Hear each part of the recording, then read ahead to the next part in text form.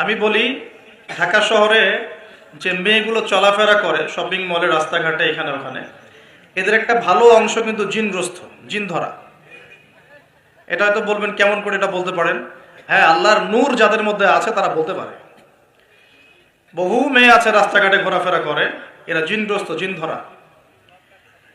জিন ধরা না হলে ওরকম নগ্ন হয়ে ঢং করে রাস্তায় চলাফেরা করতো না। উপর একটা জিনের প্রভাব কি আছে? আছে। বিশ্বাস করছেন না? আল্লাহ নবীজি বলেছেন, মুহাম্মদুর রাসূলুল্লাহ সাল্লাল্লাহু আলাইহি ওয়াসাল্লাম, যে যখন কোনো মেয়ে বেপর্দা হয়ে বাহিরে বের হয় তখন শয়তান, শয়তান মানে শয়তান জিন না ফেরেশতা, তখন শয়তান ওই মেয়ের সৌন্দর্যকে পুরুষের চোখে লোভনীয় বা আকর্ষণীয় করে তোলে। কে করে তোলে? শয়তান। তোমাদের কারো যদি কোনো গায়রে মাহরাম